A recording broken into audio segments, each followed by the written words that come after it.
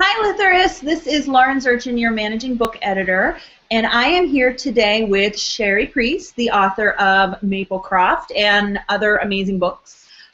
She was our author for the February book club. This was the book, and it was fantastic. It was creepy. It was well written. It was suspenseful. I loved it. And if you didn't get a chance to read along with us, I highly recommend you pick it up. But Sherry is here today to talk about the book, about writing, and a bunch of other things too. So, hi, thanks for joining us. Hi, thanks for having me. I'm sorry, my cat has joined us here, and That's okay. she's 18 and she does what she likes. Come on, it's fine. Oh, she's right in the front. That's okay. Yes, no, she tried to knock the laptop off a second ago. So, anyway, this is her. Say hi, Kitty. She just made an awful fussing noise. Yes, apologies for the interruption. But hello, and thank you for having me. You're welcome. I'm glad you're here. Okay, so for those who might be watching this hangout and have not read Maplecroft, what is the kind of summary of the book in your own words? Okay, well, I tell everyone there's a high pitch and a low pitch, and the high pitch is it's a 19th century Gothic epistolary novel that's kind of a love letter to Dracula via Lovecraft, and the low pitch is that it's Lizzie Borden fighting Cthulhu with an axe. She's stuck on my shirt. So it's okay, Mercy. If I could just get her calmed down, everything will be fine. You do what you need to do. You hold her and She's old. You So she gets accommodated a lot. If you need to like walk away with the cat, you have your. No, it doesn't matter. She's going to get comfortable and stay, or she's going to wander off, and that's where we are. Hi, Kitty. So yes, Lizzie Borden fighting Cthulhu with an axe, or kind of Dracula retold via Lovecraft. And here, let me. Yeah, I'm only seeing your mouth. Yeah, I'm sorry. No, you're good now. You're good now. Okay, cool. Well, and cat ears down here like a little shark's fin.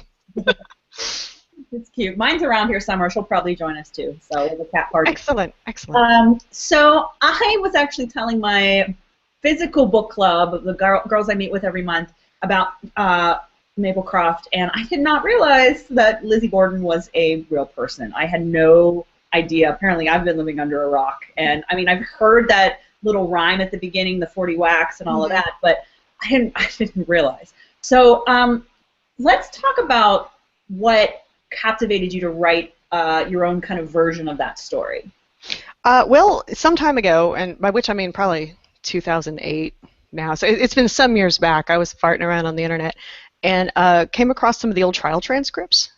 And I love vintage crime. I'm kind of a nerd for it anyway. And I was reading through it, and I realized how weird the case really was. It's so much weirder than anything I could have made up. And it's much, much weirder than just a woman accused of axe murdering her father and stepmother. And I don't know, it was fascinating to me. And there's a chapter that I usually read from when I have to do, like official events and read us 15 minutes, and it's the one that introduces a doctor, Owen Seabury, who is based on a real person as well. The real doctor's name was Seabury Bowden, but Bowden was awfully close to Borden, and so I kind of mixed it up a little. But he's based on a real person, and in that chapter that introduces him, where he says, this is what happened, about 95% of that was true. The only thing that wasn't true was the bit with a necklace and a sea glass. But everything else, the illegitimate son, the family claiming that they were being poisoned, and they sent their food off to a couple of universities to have it tested for arsenic, and the renegotiation of the will, and all of that was true. Like, that actually happened. That's a matter of public record. And in the end, she was exonerated. And this will sound like a strange comparison, but here you go. I kind of feel about Lizzie Borden the way I feel about Michael Jackson. And I realize that sounds like a weird thing, but hear me out. If Michael Jackson and Lizzie Borden were guilty of what they're accused of, then they got away with it. Neither one of them were ever formally, convicted of anything. And that's not cool. But if they did do it, if they didn't do it, then the fallout they received from that, they didn't deserve that either. So it's very, very hard to know how to feel about, like, you hope it wasn't true. You hope they didn't do it, but if they didn't, oh my God, what a mess was made of their lives in the wake of this. And if they did, and that's awful, but then they were never brought to justice, and that's also terrible. And how do you react to that? How do you reconcile the way you come at this and feel at this? And so my workaround for that was to have her guilty, but to give her a really, really good reason for having done it. And I think, your dad and stepmom are turning into cannibal fish people, and they're trying to eat you. I think that's as good a reason as any to, self-defense. So that's one of the things that, for me, was the creepiest part of this book, is you don't really know what they are. Like, even now, we don't really know what they are. They're these weird, it just freaks me out. Like, especially at the beginning when she's outside, like the very beginning of this book, guys, it starts off with her basically having to go in the yard and, like, slaughter these creatures that are trying to break in with an axe, and she's, in her Victorian dress, running around, slaughtering things, and saving her, sister, who's, kind of a invalid. Also a real person, and that was also true. Wow, so you really were in the base. Real life is so much weirder than anything I could make up. I'm just saying. Oh, yeah, I mean, it's just so, you're just like, what the heck? And then it just keeps going, and like the stuff, the people getting possessed, and oh man, it was bizarre. It was so amazingly bizarre. You just said Cthulhu because at the beginning as a pitch. Like, will we find out in the series what they actually are, or is it always going to kind of just be this general, like, they're weird fish people that are cannibals? Well, there's really only 2 books. Maplecroft was meant to be a standalone, and I wanted it to go ahead and be kind of Lovecraftian vague. Lovecraft is problematic. I mean, there's no sense in pretending that he isn't, but I think that it's become interesting that the demographics that have seized upon Lovecraft tend to be the ones that he took such issue with. Anything that wasn't like him. I mean, this man was, God bless him. He was a little weirdo who stayed at home a lot and didn't leave the house, and he was afraid of, like, everything. Women, people of color, outside. Like, everything was very scary to him. And he did kind of, which is why it's also probably very likely Lizzie Borden was not definitely, but very, very likely a lesbian. Confirmed bacheloress at the very least. And Nance O'Neill was a real person too, although she did not. What became of her in the book is not what became of her in real life. Really? I know, hard to believe, right? But you see so many people who are gay, or who are people of color, or who are just kind of the other, in the sense that Lovecraft would have thought of them seizing on this, because he wrote the other so well that even the people who he didn't like still kind of feel a connection to that. So absolutely. Yeah, and so I just wanted to tell this really insular, really claustrophobic little tale about just this handful of people, and kind of facing this one aspect of what he regarded as kind of horror. Lovecraft once said that he wanted to write horror stories that would frighten an atheist. And so it would take to remove the Judeo-Christian kind of Western influence and come at it from another angle. And he generally, this is to overstate, but to say something that's generally true, he kind of comes at it from 2 angles. The horror that's below us in the oceans and in the water, the ancient evil, that's here with us, below us in the water, and the ancient evil that's above us out there in the sky. And so Maplecroft is, it is specifically Lovecraftian horror that's about the ocean and the things that are in it and the things we can't see and can't understand that are here below us and with us anyway. And the follow-up is called Chapelwood, and that comes out this fall. And that's about the cosmic aspects of it, not the things that are down here, but the things that are out there. Interesting. So that, I guess that answers my question, is that we don't really know. You don't really know. Like, if you are kind of a fan of Lovecraft and some of his fiction, like, a lot of it I think will ring familiar, but he very, very rarely answers exactly what's going on in his stuff either. And something that always kind of bothers me about horror, and this is just a personal hang-up, the more I know about a monster, the less frightening I find it. Yeah, you're right. Yeah. That's like the mystery was the creepiest part of the book.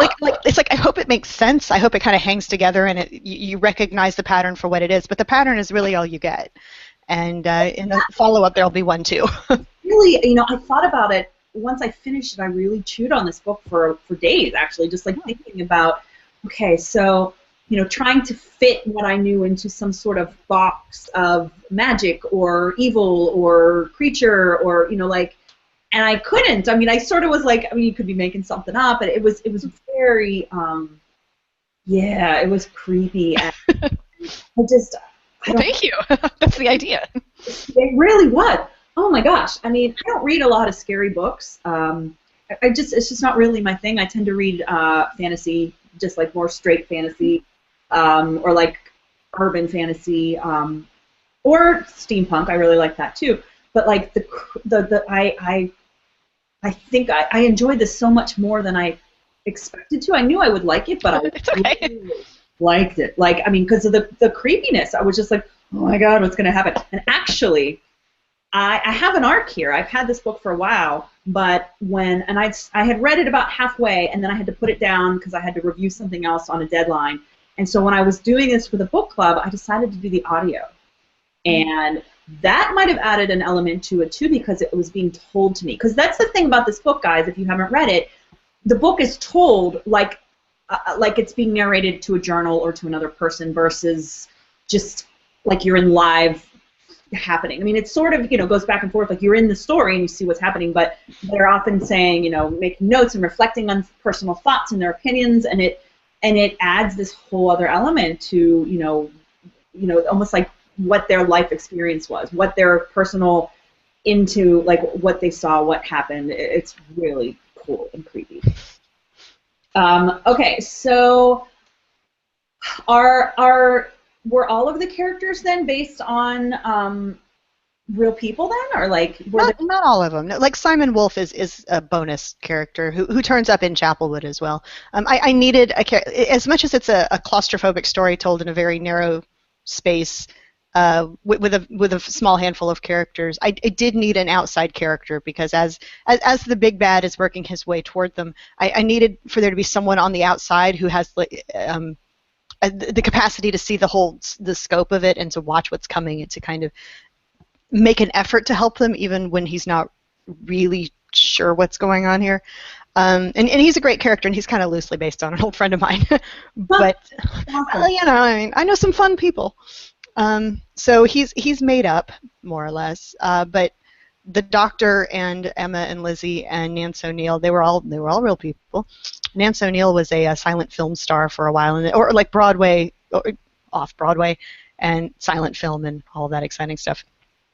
And it kind of sounds like the only scandalous thing about it to me, because what happened was after the murders and Lizzie's acquitted, she and her sister inherited the family fortune, and her father was quite wealthy, and she could have gone anywhere. She could have, picked up and headed across the globe, and they didn't. She and her sister bought a house on the other end of town named Maplecroft, and they lived out their days there.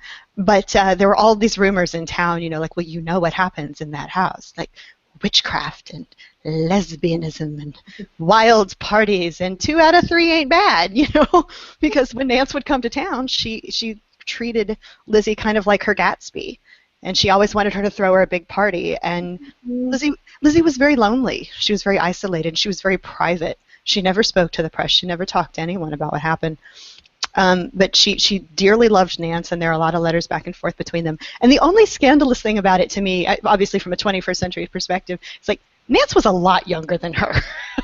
Nance was like not half her age, but nearly half her age. Because Lizzie was nearly 40, and Nance was about 20. Okay, so yeah, so she was not quite. It was, but you could see it from there, and from here it looks very clearly like someone's found a sugar mama, because she was a poor Midwestern girl who dropped everything and went to New York to try and make her fortune, and but she finds this wealthy spinster who loves her and takes care of her and throws her big parties and buys her nice presents, and that's really the only like remotely scandalous bit about it to me. But what are you going to do? It becomes a really interesting facet of the story that you wrote, because the dynamics of their relationship is part of what moves the story forward in a big section. Is Nance's visit and being captivated by the creepy things in the basement, and is she finding them, or like she becomes obsessed, and it's really interesting to see how, especially now that we know that these are real characters and there was real relationships, like how you kind of made that mesh. It's very interesting to me. Yeah, it was an interesting thing. It was interesting for me to read about, and yeah, I just thought, what this story needs? monsters. It needs Something creepy. monsters, really. But I mean, in the end, and Emma was older than Lizzie by about 10 or 11 years. They had the same mother, but their mother died when Lizzie was quite small, and the woman who was axe murdered was their stepmother, and nobody in the family got along very well. But she was much younger than older, really, than Emma was. But Emma became a bit of an invalid. Consumption, who knows. But Lizzie was kind of her caretaker for a while, and Emma did not like Nance, and Emma did not want Nance coming around and throwing these big parties. And eventually, and it kind of cracks me up because they just did this really openly and really shamelessly. And I guess Lizzie thought, well, like, what are people going to talk? I mean, who cares at this point? After axe murders, what can people say? Right. What are they going to do, right? But Emma got tired of it, and Emma moved out. Emma finally left and said, to hell with this. I'm not going to deal with this anymore. And I think, if I remember right, she ended up in kind of a hospital sanatorium sort of deal, and neither one of them lived. They died fairly close together. They didn't. Lizzie, I want to say, was in her early 60s, maybe, or 50s. She didn't live to be very old, and neither did Emma. But they lived well into the 20th century. So that's interesting. I mean, because that's actually something I put in my notes about this book. I mean, the nice thing about this interview is it is spoilery in a way because people are read the book. But am I correct in saying that? Well, I don't know what I think about this, but am I picking up that she was being influenced by stuff too, and by she I mean Emma, or was her evolution of her character mainly just what you saw in real life, where she just got fed up with her sister? A little bit of both, I think, and it's the way I tried to kind of handle it. Emma's health went downhill after the trial, not suddenly. Like she had not been in the best of health for a while, but she became kind of semi-bedridden.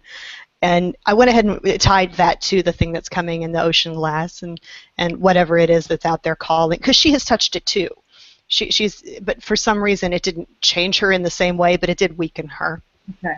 And you can kind of come at that from whatever direction you like. But well, it's just interesting because, again, for those who have not read the book, you're in the head of all the different characters. It's so you jump in each, like, different chapters are told from different points of view, and when you're in Emma's head, I kind of found from the beginning to the end she gets more and more irritated. Like her personality, I don't want to say necessarily changed because I didn't notice it as much at the beginning. Maybe it was there and I'm just not remembering it. You know what I mean? But I definitely was kind of like, oh, okay, because at the end of the book too, you talk about how the inspector is reflecting on things, and you can see that other characters have been affected and changed, and what's going on. And so it's just really interesting to see kind of how this poisonous creepiness like infiltrated their minds and affected them in different ways. Well, it was fun doing the epistolary. When I say epistolary, I mean like the way that Dracula is told, where it's letters and journal entries and things back and forth. Because I liked, what Lizzie thinks and what she thinks of, say, herself, and what she thinks of Emma and what she thinks of Nance. But when you tell the story that way, you also get to see what Emma thinks of Lizzie and what Emma thinks of Nance, and you kind of get. Yes, hello. I felt like it kind of gave a little bit of a rounder perspective to everybody, and you get like a better idea. You don't just get like the one point of view, and you either have to trust the narrator or assume that the narrator is lying to you. You can kind of get a little bit of everything. They say there's always three sides to every story: your side, my side, and the truth. And I think that was what was so appealing about telling the story in that format. And she has claws, and she's digging them into my lap. Yeah. Just being sociable. Just being sociable. It's like it's about me right now. Mm-hmm, mm-hmm. Well, when you know that I should be so beloved and spoiled when I'm old and batty. Old and batty, just like love me now. Well, she's a little senile, and she's nearly deaf, and full of vim and vigor. Best. I love kitties. She's a sweetie pie, but right now, like whatever you're doing now, cat. And at her age, we tend to indulge her. Yeah, at 18, she's earned it. That's our guess. We've had her for 13 years, but she was several years old when we adopted her, and so who knows? But she's purring her head off over here, so she's very happy to be digging her claws into my thigh. So like mashing on you too, you know how they like. Needy paws. That's Mhm. really funny. I love how you have like black cat as we're talking creepy stuff. It's fantastic.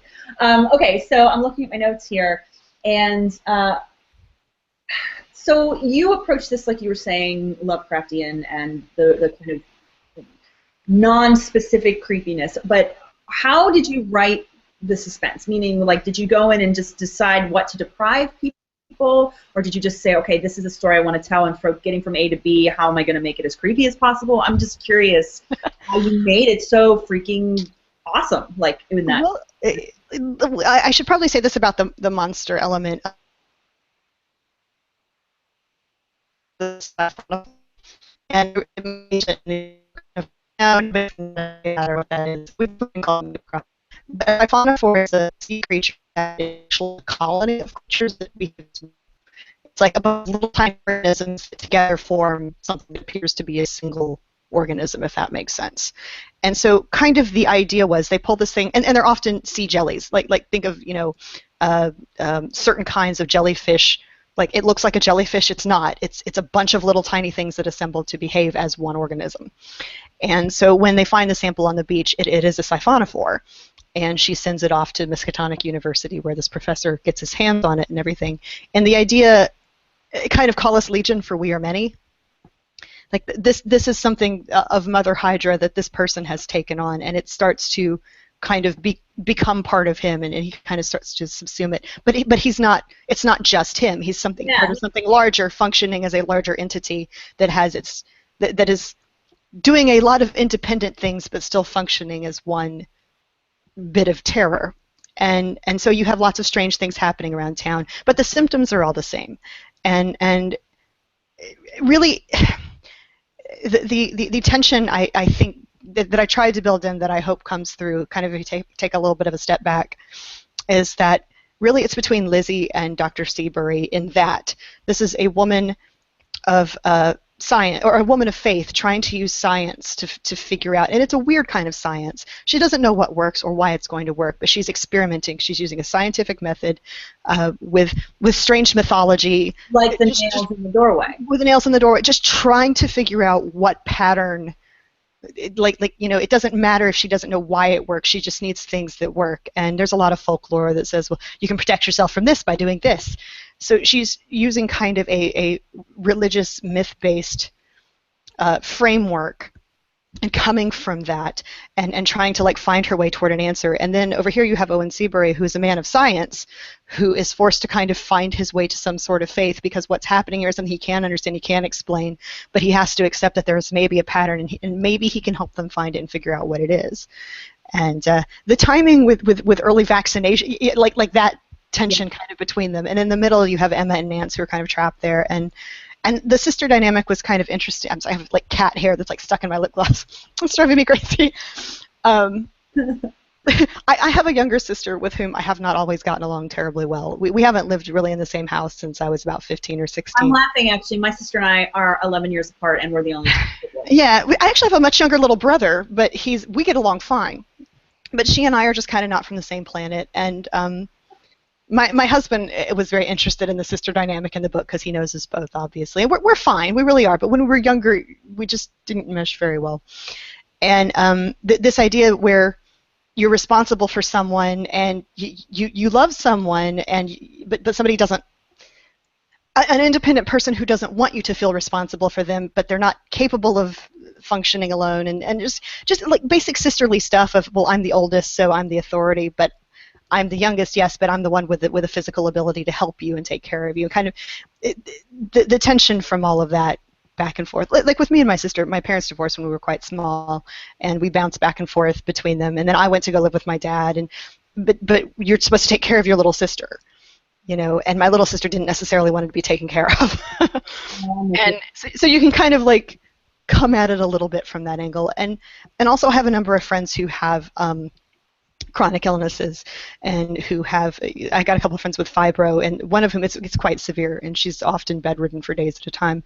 And it's that difficulty of being, no, I want to be independent, I don't want you to take care of me, but I want to take care of you because I love you. Well, that's great, and I appreciate it, and I need it, but I don't like it. And that tension between people, and especially because they are not close in age, but they're fairly like close relationship-wise. It was kind of them against their father and stepmother most of their lives, and there was a lot to work with. Basically, is what I'm trying to say. There was a lot to work with, just kind of starting with the characters from this one. Sometimes when I come in a story, it's like you start with an event, or you start with a setting, or with say a murder or an accident or whatever, or you start with this location and what's interesting about it. But for this one, it really just began with reading the trial transcripts and seeing some of these people, and it became very clear to me reading the transcripts that the doctor got to where he was her staunchest defender. Like he insisted, he was like, no, I don't think she could have, she wouldn't have done it. And like the more I read about the story, the more I think he felt guilty. It's like he felt like he should have done something to intervene here, because quite literally, this actually happened. I swear to God, he lived across the street from them, from where the family lived, and then and one night there's a knock on the door in the middle of the night, and it's Mrs. Borden, and she's hysterical, and she's like, "You have to help us. Someone is trying to kill us." But this has been going on for months. And he thinks it's basically a family full of hypochondriacs. He doesn't think there's anything wrong with them. Murdered. But he told her, he was like, "Go home. Nobody's trying to kill you. There's nothing wrong." And literally the next morning, they're found hacked to death. And so like it was clear, like he felt some responsibility, like he should have seen the signs that there was something more going on. And everybody knew that the illegitimate son was in town, and they were having family difficulties. But it was kind of that Victorian sensibility of you just like don't. I'm sure everybody gossiped, obviously, but you don't intervene. You don't interfere with other people's. It's not decent, especially the upper middle class Victorian brand of, you don't talk about things and you let them handle it. But it seemed very clear to me in the trial transcripts that he was partly defending her because he felt guilty, like he should have done something. And they had been coming to him for help for months, like somebody's trying to poison us, we're all very sick. And he's like, "There's nothing wrong with you. You're all fine. This is stupid." And then, well, something was wrong. I'm not saying like, they got sick with axe murdering poison, but like, something quite die in the way they thought they were going to. Right, but there was obviously something going on, and he missed it, and I think he felt responsible for that, and kind of watching that from the old transcripts and from some of the reading I did, I was like, this is a guy bringing his own issues to this, because he was a Civil War surgeon. And he had seen plenty himself, and he'd kind of settled into his retirement years in this little small town, and everything is fine, and he thinks he's already seen it and done it, and across the street or whatever. And yeah. No, he's done with all that violence, and all of that was years ago, and he doesn't have to worry about that kind of thing anymore. But so he was fun to write. Do you have a favorite character? I'm just curious. Is there one that you liked? I don't know. I really enjoyed writing Emma. Because she's so conflicted in so many different directions, and you saw back in the day, well, there's a long history of women pretending to be men in order to have credibility and to have respect, and it's set up early in the book. It's not really a spoiler. She's a biologist who does a lot of research and does a lot of publishing in magazines and papers and things under a decidedly masculine pseudonym, assuming that nobody's ever going to know the difference. And but like she's homebound, but she's brilliant, but she's weak, but and she's dependent on people, and she doesn't want to be, and she's supposed to be grateful, and she is, but she's also annoyed. But, yeah. Right, and so there was a lot to work with her, and I enjoyed writing her. So she was probably my favorite to write, but I don't know. Honestly, this is my favorite thing I ever did. Certainly my favorite thing in a very long time, and it was kind of I took a year, and I usually don't get a chance to do that, but my husband and I packed up and moved house cross country, and I had a break in my schedule, so I had nearly a year where I could just kind of sit down and take a deep breath and play with it, and just kind of take my time with it and noodle, and I'm very, very happy with how it came out, and I'm so proud of it. It's my favorite thing in ages. It's so cool too, because having, like we were saying earlier, you needing to take what has been recorded and making it your own, and still honoring the truth of that, or what at least is recorded, and yeah, like what we kind of know. Truth and what we know. I know. Stop it. pawing at my arm if I lift my arm over here. I'll just put it on your head. How do you feel about that? No, it is. It's half the fun of it. And something I've seen people talking about in reviews that I really appreciate is that, like, if you're a big vintage true crime enthusiast, you can still read this because it doesn't actually play out the way it did in real life between her and Nance O'Neill and her sister. And I borrowed a lot from them, yes, but obviously this goes off the rails sometime around the point, like, the monster fish people start showing up. Yeah. We've diverged from the timeline. Creepy, possessed. Yeah. So the second book, it's a companion book. It's not a direct follow-up. No, it's kind of a bookend. Like, these are bookends, really. It's called Chapelwood. It's set in the early 1920s in Birmingham, Alabama, actually, where in real life there were a series of bizarre axe murders that overlapped with this weird right-wing political organization that literally was like worse than the Klan, and they called themselves the True Americans. It was an anti-Catholic conspiracy cult that ended up basically buying an election in Birmingham and causing all kinds of havoc.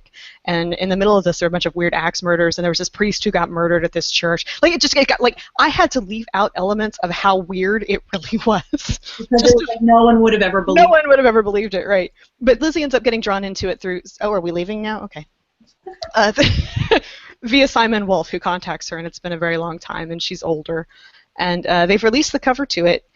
So you can see that either on Amazon or on the Penguin site or whatever. See it at the bottom of this post when we put it up on the site. Yeah, and it's a good companion cover to Maplecroft, but I honestly think it looks a little bit like Mrs. Claus goes on a rampage with an axe, and you'll see why when you look it up. They went ahead with Victorian garb for her in red, and it's set in like 1921, and she's in her 60s, and she's not and she's wealthy. She's not dressing that way anymore, but that's just like a little, But the covers look nice together, and I love this cover. I think it's really well done. It was cool, and it's kind of fun and subversive. Where she's like, it's not like the headless Victorian lady, and exactly. And it's not like the gun and the fire, The fire. Yeah, the axe is kind of amazing, and then there's a really nice texture over the image that makes it really kind of rough and vintage feeling. It's very cool. Distressing. Yeah, and I like that she's like staring straight into the maw of whatever instead of like just looking over her shoulder coyly or. Give me a 0.02 seconds. Okay. I got it. There you go. Her Royal Highness these days spends most of her time in my bathroom. We have heated tile floors in there and a big fluffy bath mat, and the door was stuck, and she was trying to get in and was about to start making a stink. So. All good. No worries. Okay. I have an old house, and it's kind of an odd setup, and so I have a bathroom in my office. It's the old master bedroom, so. That's kind of handy. That sounds great to me. I was like, that. It is, especially because my husband and I, we don't have kids or anything, and the house is circa 1898, 99. We know it was built after 95 and before 1904. That's as close as we've been able to narrow it down. Southern record keeping. But it's 2-bathroom and now 2-bedroom. But it's been added on to a million times. And so my office is the little tiny bedroom that was the original bedroom with the master bath that was remodeled before we bought the place by somebody who put in heated tile floors. So the cat, we call her the bathroom attendant because every time you go in there, there's a kitty. Give her a little spritz of cologne and mouthwash to hand out, and when in doubt, that's where she is. And if you sit down to pee at the risk of TMI and she's out of reach, she'll get up and come closer, so that you can pet her while you're peeing.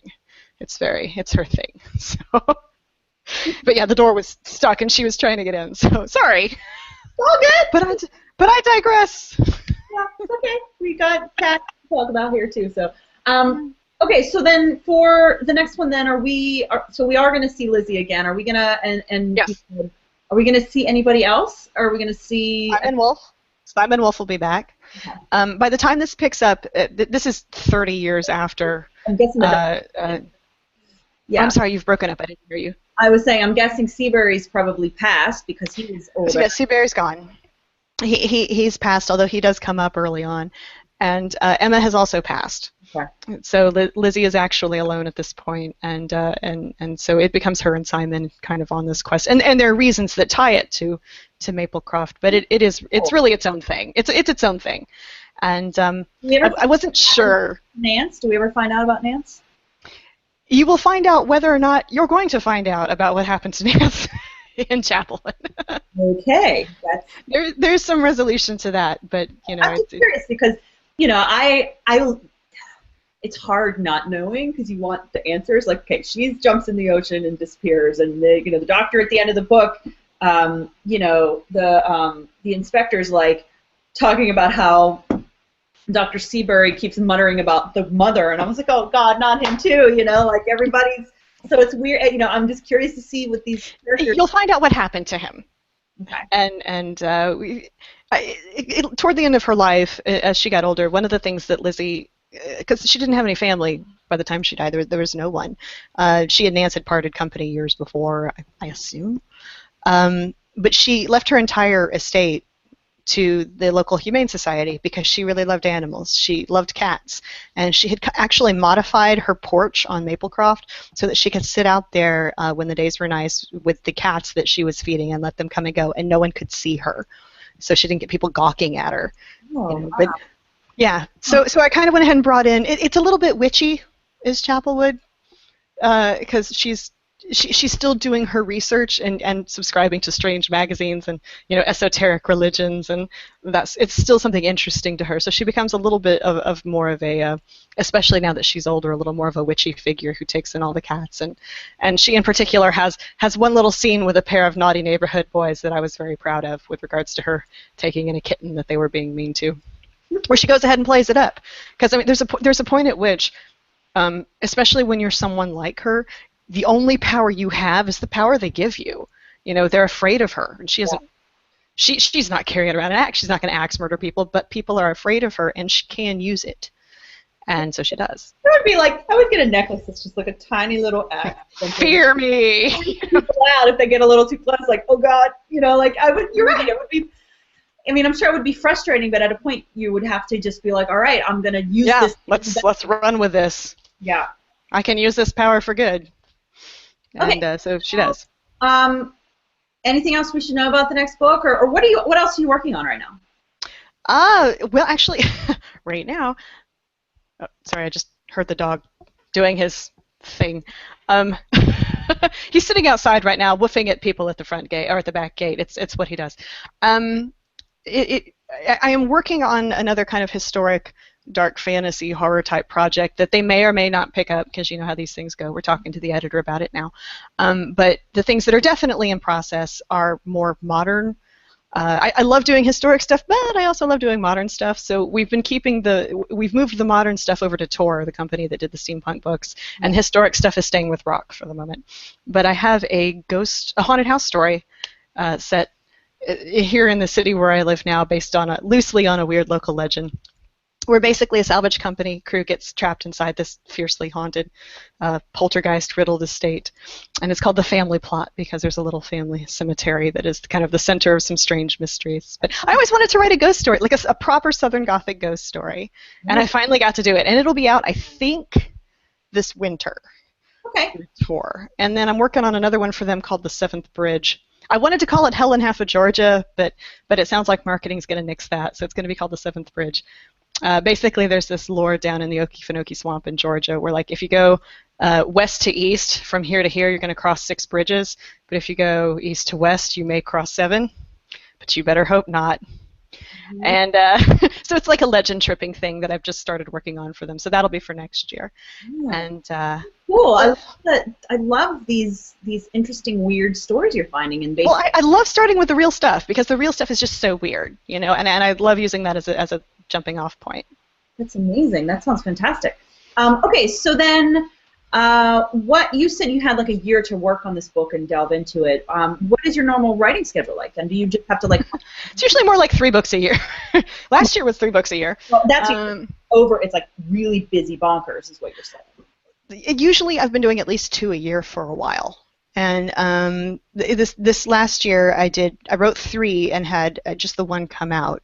And this year, it looks like all 3 are going to come out. Maybe one already did was Jacaranda. It was a novella I did through Subterranean that's kind of a little epigram or epitaph, I should say, really, for the steampunk books.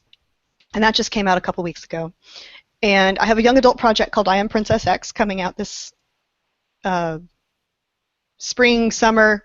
So your first YA? Well, this is my first foray. It's through Scholastic, and I believe it's coming out at the very end of May. I think it's going to be their lead young adult title for June. Really cool. And then The Family Plot, which is the Southern Gothic ghost story, should be out this winter.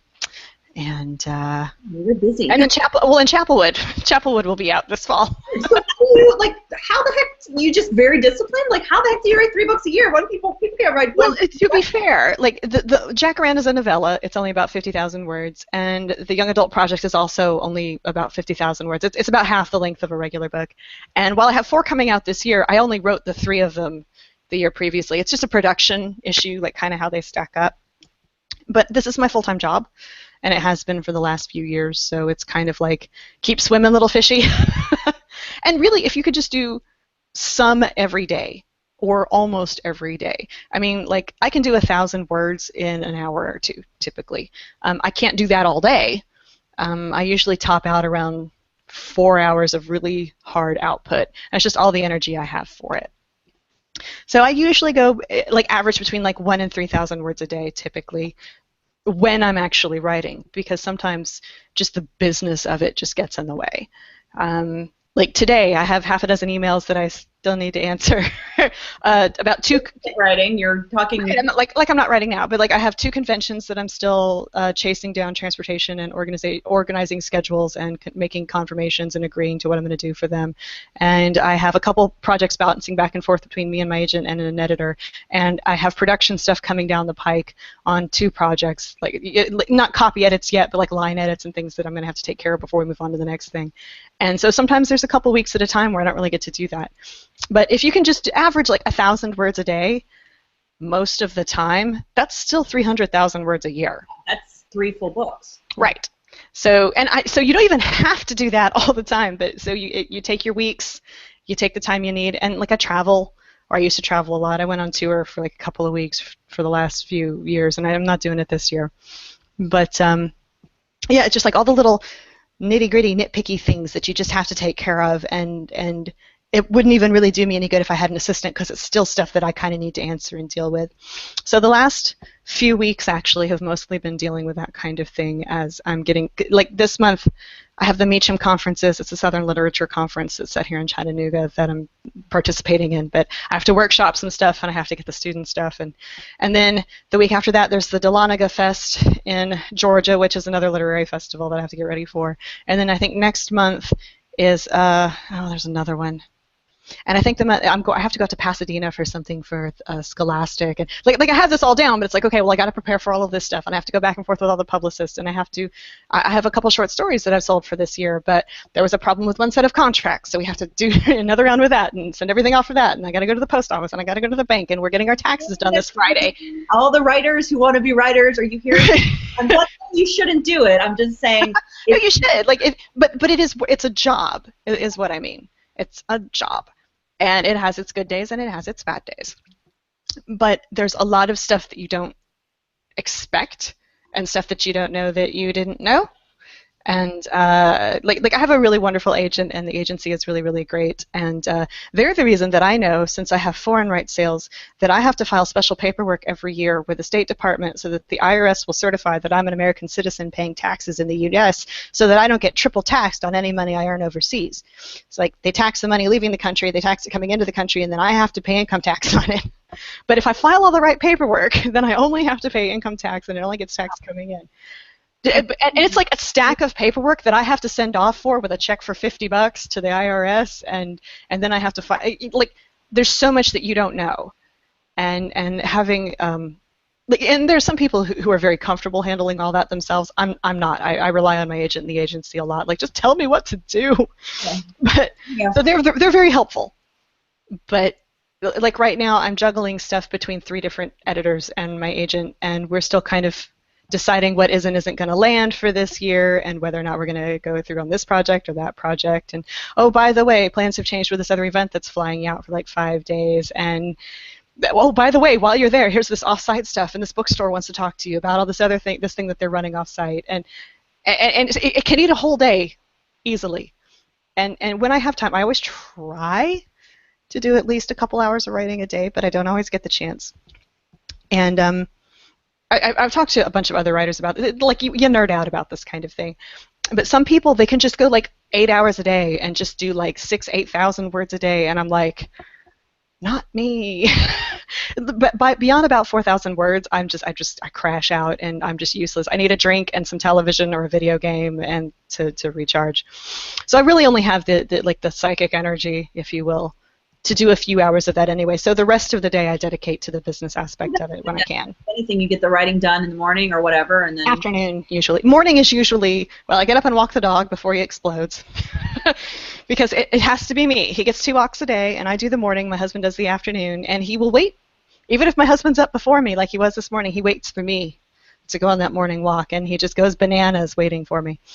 So I walk the dog, come back, and email, and writer biz, and all that stuff, break for lunch, and then I try and spend the afternoon doing some actual writing. Sometimes it works out, sometimes it doesn't. I live in the deep south, and when summer comes, I got to spend at least an hour or 2 on yard work. Otherwise, it becomes a jungle over here. And I'm new to homeowning, so it's, it's like publishing, a lot of stuff you didn't know you needed to know. But no, I mean, it's busy, and it's not, it is very, very rarely me just sitting around all day being thoughtful with my muse, that almost never happens. Yeah, I was gonna say, you're just basically describing an artist's life. That's really, I'm a freelancer, and if you freelance, it's like you're waiting for that next check, you're living X number of months in advance. It's like, well, I know I have money coming from XYZ PD&Q up through, like, in publishing, because it runs so slow, usually about 14 months out, I kind of know where my income is coming from. But if I don't sell more now, then after that, I don't know where it's coming from. Yeah, I get it. That makes a lot of sense. So it's just really interesting to hear, you talk about the elements of that. That's business. It's a job. Writer people will enjoy hearing about that. Okay. Okay. They'll enjoy it or they'll hate it, and they'll be like, nuh-uh. Because I get that all the time. I get it from people like, no, it's like, you create and you sit down and I'm like, oh, all right, but do you eat? I worked my ass off and I bought a house. So, if I wanted to sit around and wait for my muse to strike, I'd never get anything done. There's always something else to be done. It's kind of like having a permanent term paper hanging over your head. Yeah. So, final question. I always like to ask if you've read anything recently that you'd recommend. Good Lord. Most of the reading I do for fun is weird nonfiction. But I am blurbing some cool stuff right now. Vermilion by Molly Tanzer, who did A Pretty Mouth, which was kind of a short story collection a few years ago. It's very good so far. Scott Sigler's Alive, which is from a totally different planet, but I'm working on that one too. Lila Bowen, A Wake of Vultures, just started that, and that'll be out next year. But see, I'm reading like ARCs of these things because people want you to blurb it and talk about it, and that's fine, and that's awesome. Ooh, Flex just came out by Ferret Steinmetz. I blurbed that, and it was really very good. Science fiction. It's kind of urban fantasy, but with a science fiction bent. That's very, very good. Cool. And I think I finished Caitlin Kiernan's short story collection, The Ape's Wife and Other Stories, which is really great. I'll read anything she writes. I think she's amazing. And other than that, it's like, you can't see it, but I have a shelf over here dedicated to regional ghost stories. Like little weird towns, like indie press or self-pubbed, little just collections of ghost stories about places. It's where you get the best stories. I was going to say, I even as I was asking this question, I'm like, I'm guessing a lot of it is just weird folklore and I love that stuff. Yeah. I love it. It's a lot of fun. And I kind of have this personal theory that local ghost stories are like social memes. Like, this is how you remember the interesting people and the interesting things that happened. You pass it around like a ghost story, and people are more likely to share it than if you just tell them, this is history. If you tell them, this ghost, then people kind of hang on to it and they pass it around. So anyway, I collect those, and I have a couple. I'm still working through the Santa Fe one, and I'm still working through one about Central Kentucky that I picked up at Mammoth Cave last time I went back to my dad and stepmom's. So I do have a lot of reading, but some of it I can't share with you yet because it's not out yet.